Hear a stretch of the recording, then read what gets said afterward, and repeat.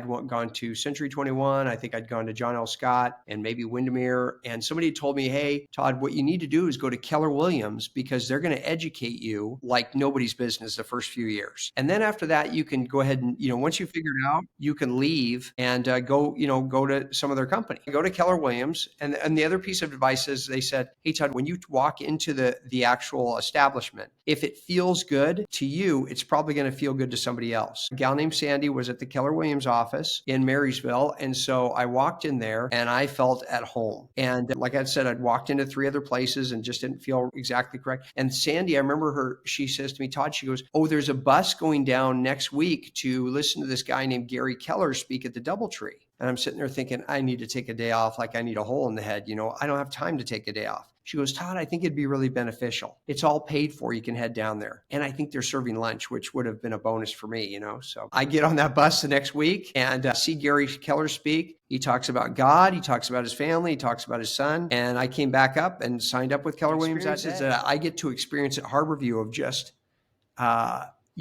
people coming in, seeing me, loving on me. And then also I'm sitting there in Harborview and I don't know why it hit me, but all of a sudden I thought to myself, my job here every day is to literally make every person that walks through that door, because my soul is shining. And then I have a task of literally making their soul shine.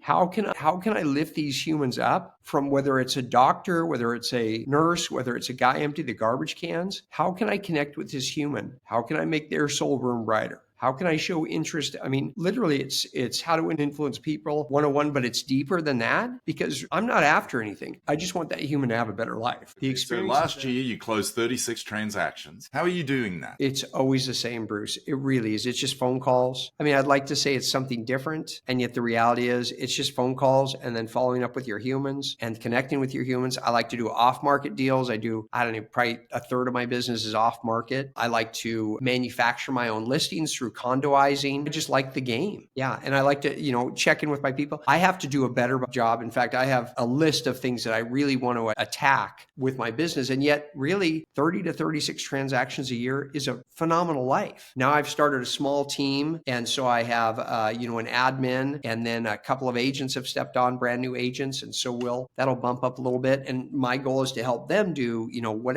however many transactions they want to do. Most of it is accountability, making the phone calls, talk to the humans, follow the little trails, follow up. It's the same thing over and over again. I'd love to say it's something different, yet it's the same thing over and over again. The biggest thing is I don't think we're just not accountable. And so therefore, if you're not that, 1 or 2 or 3% of the humans that can do everything yourself, then really you have to have an accountability partner that you check in with. And for me, my goal is to talk with 10 humans a day about real estate. And I know that gives me a really good income.